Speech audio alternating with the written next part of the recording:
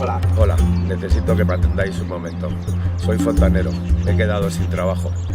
Es triste pedir, pero es que no valgo para robar. Por favor, necesito cualquier colaboración. Si conocéis algún trabajo, decírmelo. O por favor, también acepto comida para comer, para llevar a casa. Muchas gracias. ¿Qué quieres que te diga? Si llevo 10 años en paro, tengo 55 años, no cobro nada. No, ni subsidio, ni desempleo, ni nada. ¿Qué quieres que haga? ¿Me pongo a pedir contigo? Te voy a ser sincera, yo tengo dinero, cobro una pensión de 400 euros y tengo 2 hijos, uno que trabaja 14 horas y otro que trabaja 12 horas diarios. Todos los meses por pitos y por flautas tengo que ayudarles en algo. ¿Qué más quisiera yo que poderte ayudar? ¿Qué más quisiera? Ya me gustaría poderte dar algo, pero me han echado de la casa porque no podía pagar el alquiler y me he tenido que ir a vivir con mi madre. Y me han quitado la beca del comedor. No le voy a quitar a mis hijos la comida de la boca para poder darte algo a ti. Lo siento. Me gustaría ayudarte, pero tengo hepatitis y me la quiero curar. Me tengo que pagar yo las medicinas. He hipotecado a mi familia para que no me entierren antes de tiempo. Lo siento. ¡Nos están ahogando!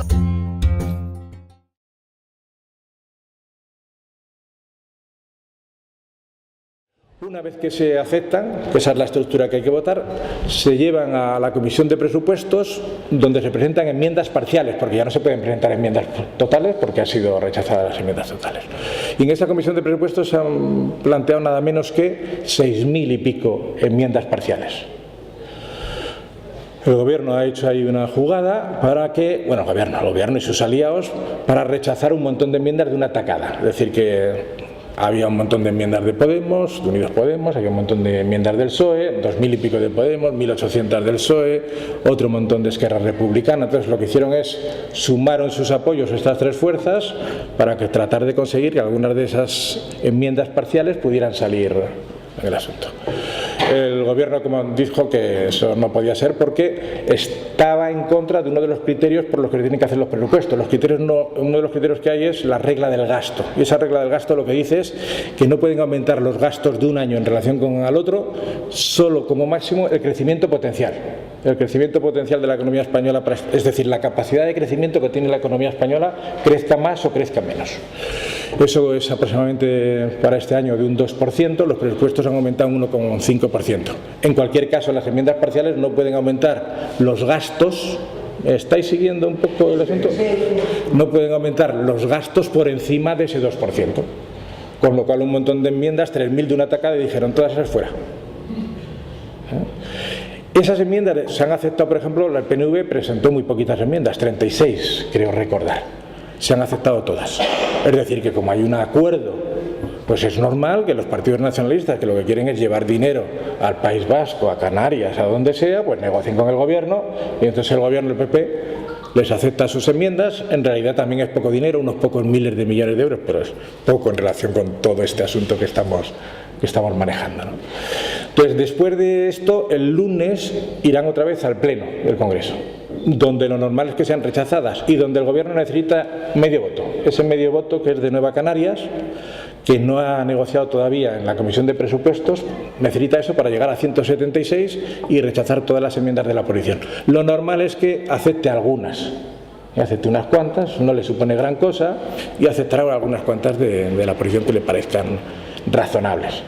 En cualquier caso, una vez que sea aprobado en el Congreso, que será aprobado, si no es por Coalición Canaria, ya buscarán cómo lo hacen para que sea aprobado, va al Senado.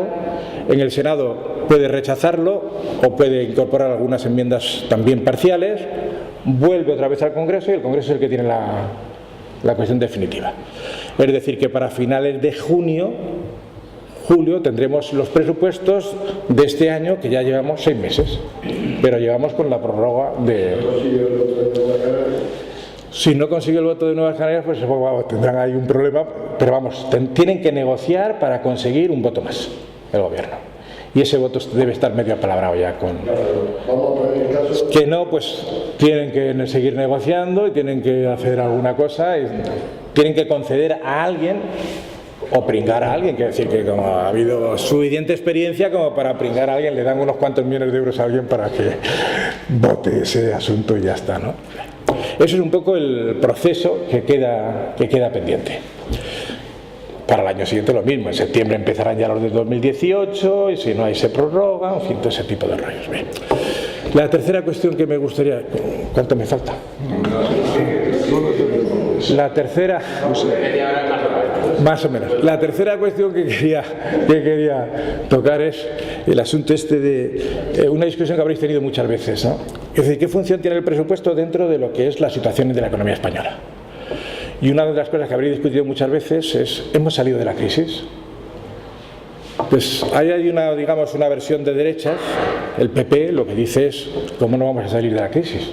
Si llevamos 3 años creciendo, si estamos creciendo el doble que Alemania, si estamos creciendo el doble que la Unión Europea, si cada año se generan 500.000 empleos, si los beneficios son buenos, si estamos exportando cada vez más, si no tenemos déficit con el exterior en nuestras cuentas corrientes, si estamos reduciendo el déficit público, si se nota que hay, ¿veis?, los fines de semana, el turismo, no sé cuánto se nota.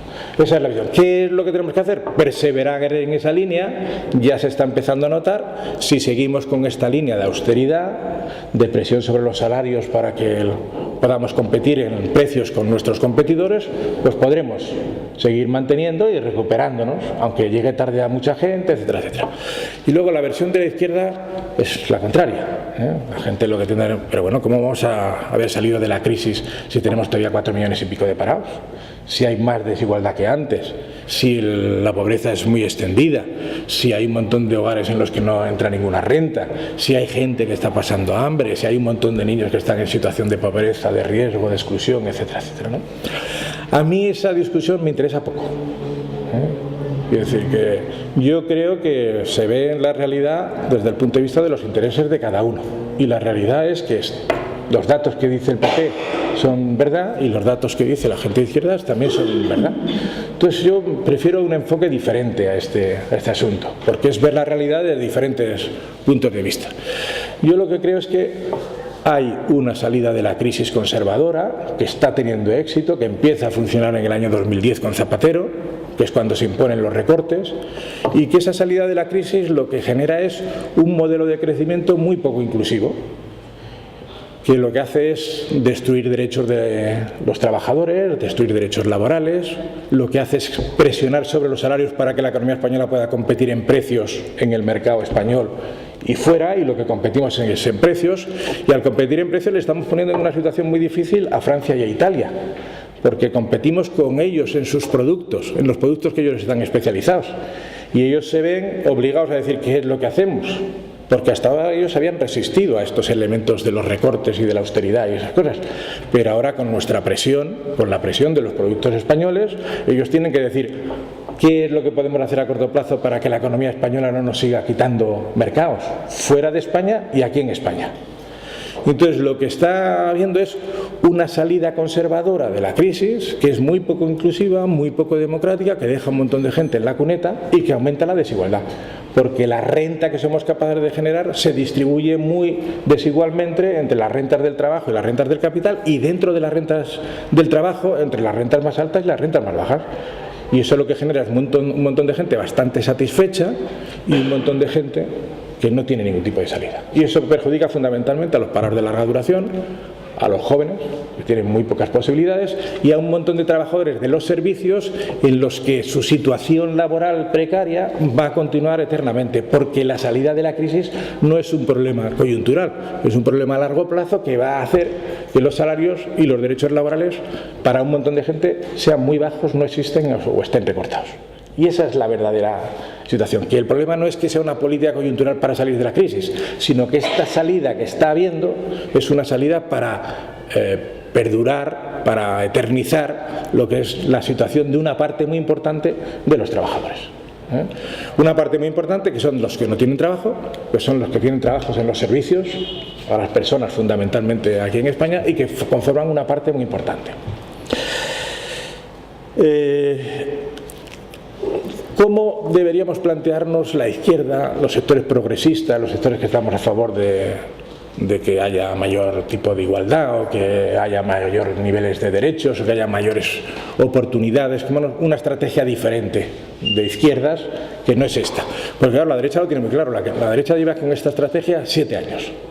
Y es una estrategia muy bien pensada, es una estrategia coherente, es una estrategia que sabe lo que pretende, tiene las herramientas para hacerlo y es muy perseverante en llevar esas herramientas a cabo. Y en cambio la izquierda lo que tenemos es un caos bastante grande, en cuanto a ideas, en cuanto a propuestas, etc. Tenemos 4 tipos de experiencias en Europa sobre lo que puede hacer la izquierda en relación a una estrategia diferenciada de la derecha. Tenemos por una parte lo que ha pasado aquí en España y en Alemania, en la que una parte muy importante de la izquierda lo que ha hecho es colaborar con la derecha en las políticas de austeridad. Con la derecha colaboró Zapatero desde el 2010 hasta Rajoy y luego Rajoy, claro, naturalmente han mantenido esa estrategia. Pero en Alemania la socialdemocracia está dentro del gobierno y está en coalición del gobierno y lleva también esa estrategia. Lo que pasa es que no se puede comparar las políticas de austeridad y de recortes que lleva adelante Alemania, que son muy pequeñas, con las políticas de austeridad y recortes que tenemos los países del sur de la eurozona, fundamentalmente Grecia, pero también en parte Portugal, también en parte España, no Italia y Francia, que ahora hablaré de ellos, ¿no? Entonces, eso digamos que es una estrategia de colaboración. Yo creo que esto es lo que se puede hacer y yo colaboro en tratar de darle una cara más humana a esas políticas de recortes y de austeridad. Eso es un poco lo que piensa la socialdemocracia de estos países y lo que ha practicado. Por otra parte tenemos en Francia y en Italia. En Francia y en Italia, que han tenido gobiernos de izquierda, socialdemócrata, más o menos socialdemócrata, ellos lo que han planteado es: yo no me meto con tus políticas de austeridad, Alemania, yo sigue haciéndolo eso, pero a nosotros no nos las impongas. Nosotros déjanos tener un ritmo más suave, déjanos que los recortes los hagamos a nuestra manera, que hagamos recortes pero no demasiados, sino como nosotros tengamos el ritmo, y eso es lo que han practicado.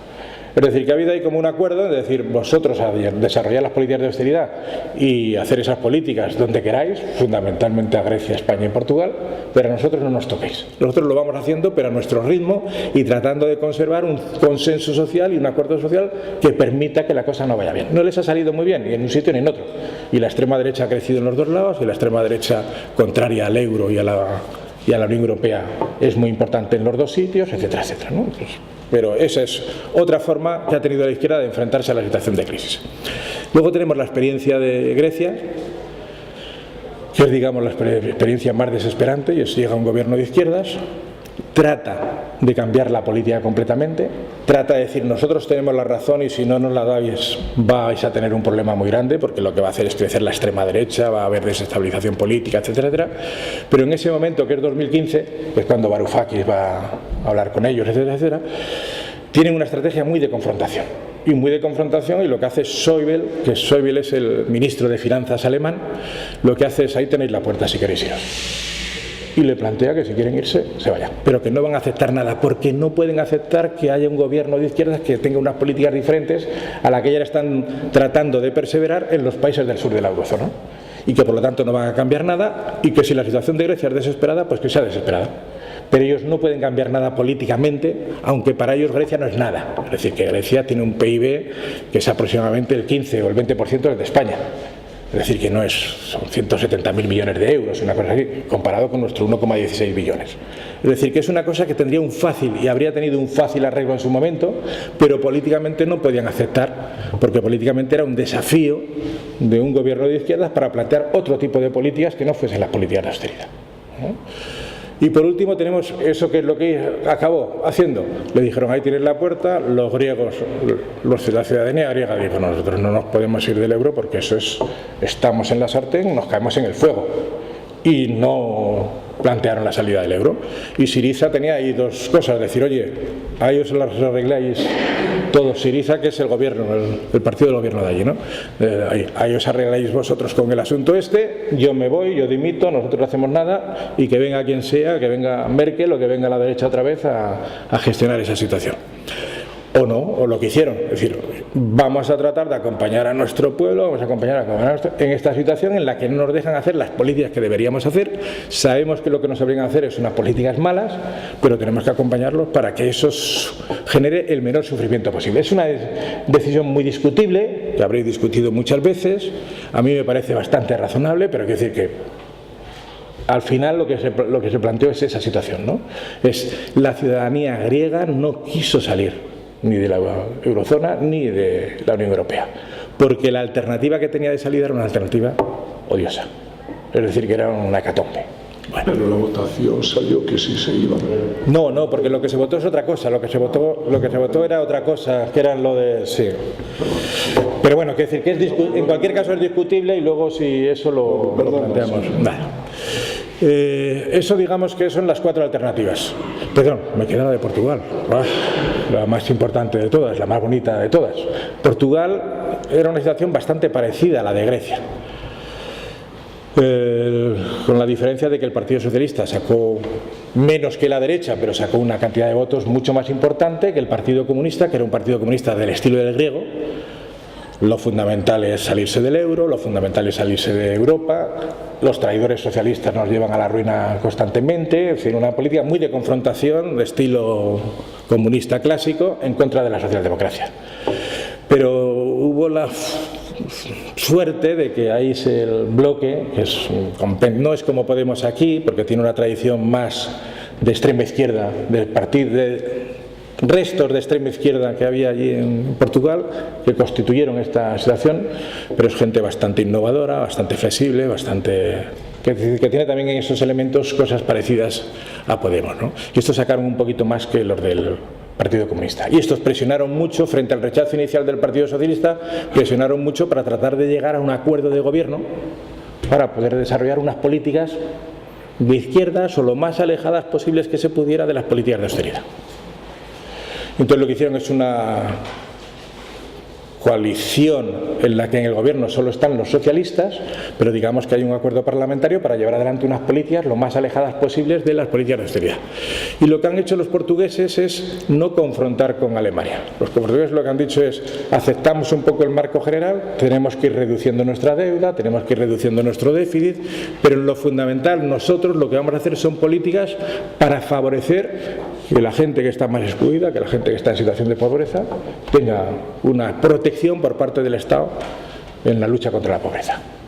Vamos a tratar de subir los salarios mínimos, vamos a tratar de aumentar las inversiones, pero sin cuestionar que eso yo creo que lo habrán aprendido, o a lo mejor ha salido de casualidad, no lo tengo ni idea, ¿no? Sin plantear lo que se planteó por parte de Syriza en Grecia. Y la verdad es que está funcionando estupendamente. Cada vez tienen más apoyo, cada vez la derecha está más debilitada, se nota que hay un gobierno de izquierdas en las políticas que hacen, hay protección para la gente que está más fastidiada con la crisis, hay lucha contra la pobreza y hay unas políticas diferentes, sin cortar absolutamente con las políticas de recortes y con las políticas de austeridad. Sí hay una diferenciación y un distanciamiento con esas políticas, en lo que el centro de sus preocupaciones es la gente que está en peores condiciones. Y a partir de ahí hacen unas políticas que van destinadas con otro objetivo. Bueno, y por último, ¿cómo deberíamos analizar este tema de los presupuestos y de estas cosas, ¿no? Yo creo que es muy importante verlos al mismo tiempo desde el lado de los ingresos y de los gastos, porque lo que hay es, normalmente, una idea de decir: oye, hay muy poco para cooperación al desarrollo, es verdad. Hay que aumentarlo. Hay muy poco para la violencia de género, y es verdad. Hay muy poco en lo de las rentas mínimas, y es verdad. Hay muy poco, pero cuando se plantea que hay que aumentar cualquier tipo de partidas, los políticos lo que le tenemos que exigir es: ¿y de qué partidas vas a disminuir? ¿O de dónde vas a sacar el dinero para hacerlo? Lo que no se puede hacer es una exposición demagogia, decir: todo esto está fatal, necesitamos aumentar todas las partidas. Y no decir: pero eso se requiere que haya alguien que pague esos impuestos. Eso significa que hay alguien que tiene que aumentar esos ingresos. O hay otras partidas que no se pueden hacer. Y eso es importantísimo, porque si no, lo que estamos haciendo es favoreciendo que nos engañen. No se puede plantear aumentar las partidas sin al mismo tiempo decir de dónde sale el dinero, porque el Estado no puede gastar si no ingresa. Eso es uno de los temas de discusión que es interesante, ¿no? Para luego, es decir, que llevamos gastando más de lo que ingresamos muchísimo tiempo desde la crisis. España, curiosamente, era un país que tenía superávit, ingresábamos más que de lo que gastábamos desde finales de los años 90. Es decir, mientras Alemania y Francia tenían unos déficits que superaban el 3%, nosotros teníamos equilibrio presupuestario o teníamos superávit. Los últimos 3 años anteriores a la crisis nosotros teníamos superávit. Es decir, que a pesar de todo lo que gastamos y todo este rollo del robo y del latrocinio que ha habido y de la corrupción y de las fantasías que hemos hecho construyendo auditorios y construyendo cosas que luego no tenemos capacidad para mantenerlas, etcétera, etcétera, teníamos superávit. Es decir, ingresamos más. ¿Fruto de qué? También de la burbuja. Es decir, que con la burbuja se paga IVA, y se paga impuesto de transmisiones patrimoniales, y se pagan plusvalías, y se paga no sé cuánto, e ingresamos muchísimo dinero. Entonces, mientras nosotros estábamos en la situación de equilibrio, Alemania tenía un déficit por encima del 3%. No se le sancionó. No se planteó las políticas para desarrollar eso que ya es déficit excesivo, que es donde nosotros nos encontramos ahora. Entonces, ¿qué es lo que nosotros nos tenemos que plantear? Que tenemos una deuda muy grande. Es decir, que tenemos una deuda de 1 billón de euros. Es tanto como el PIB. Y eso, para que os hagáis una idea, en el momento en el que los tipos de interés vuelvan otra vez a despuntar, y si no despuntan ahora no es porque el Rajoy está haciéndolo estupendamente, porque las políticas de austeridad han servido para algo. No hay unos tipos de interés muy grandes porque el Banco Central Europeo está comprando deuda. Tiene una política de expansión cuantitativa, que es que compra deuda pública y con eso hace que bajen los tipos de interés. Pero eso no lo pueden mantener en el tiempo. En el momento en el que aumenten los tipos de interés en España, cada 1% que aumente los tipos de interés son 10.000 millones de euros más que tenemos que pagar en intereses. Si nos vamos a una situación del 5, el 6 o el 7%, significa que vamos a tener otros 40, 50.000, ahora estamos pagando 30.000 millones de euros en intereses. En el momento que aumenten los tipos de interés a lo que de verdad es, lo que es una locura es que nosotros estamos pagando prácticamente los intereses que paga Alemania. Cuando Alemania es una economía absolutamente equilibrada, absolutamente potente, que no tiene ningún riesgo. En el momento en el que nosotros tengamos unos tipos de interés altos y no nos compren la deuda y tengamos que remunerar más para que nos compren la deuda, esto se dispara. Estamos otra vez al principio de la situación. Y sin haber cambiado nada, porque los presupuestos no pueden cambiar la economía, pero sí pueden tener una orientación. La orientación que tienen ahora es presionar a los salarios, presionar a los costes fiscales, presionar a los salarios para que las empresas tengan mayor margen, para que además de tener más beneficios puedan reducir los precios. Reduciendo los precios compiten con otro tipo de economías y van generando cierto tipo de actividad que al final llega a algunos sectores. Pero claro, nos hace que nos especialicemos en aquellos tipos de actividades en las que no puede haber empleos buenos, no puede haber empleos permanentes, no puede haber empleos buenos, bien remunerados, porque una parte muy importante de nuestra economía está hecha para lo que se llama economía de servicios a las personas, peluquerías, bares, restaurantes, en fin, todo ese tipo de cosas. Ese tipo de actividad económica fundamentalmente no puede tener empleos bien pagados, no necesita mano de obra muy cualificada, no generan mucho valor añadido, los salarios son bajos, la precariedad es muy grande. Entonces nosotros tenemos que cambiar el modelo productivo, tenemos que cambiar el modelo de crecimiento, no tenemos que crecer más porque estamos creciendo mucho. O sea, nosotros no tenemos un problema de que no crezcamos mucho, estamos creciendo al 3%, que es muchísimo para lo que tendríamos capacidad, muy por encima de nuestro potencial de crecimiento. El problema no es crecer más, el problema es crecer bien, hacer un tipo de crecimiento más inclusive que llegue a todos los sectores sociales, que haya más democracia y más derechos, y que no consista en pagar más para consumir más, sino que consista en crecer de forma equilibrada en relación con los equilibrios ecológicos y de una manera inclusive que no vaya dejando a gente en la cuneta. Y eso se hace también con los presupuestos, pero eso es una tarea muy a largo plazo. Lo más importante que tenemos ahora entre manos y lo que debería tener la izquierda es cómo protegemos a los millones de personas que están en una situación muy mala. Y esa protección, una sociedad que se precie, no puede dejar a esa gente en la cuneta. Porque tenemos que darle oportunidades, porque es valor que pueden generar en un momento, porque es un trabajo que es necesario para vivir mejor. Y por lo tanto eso es la tarea fundamental.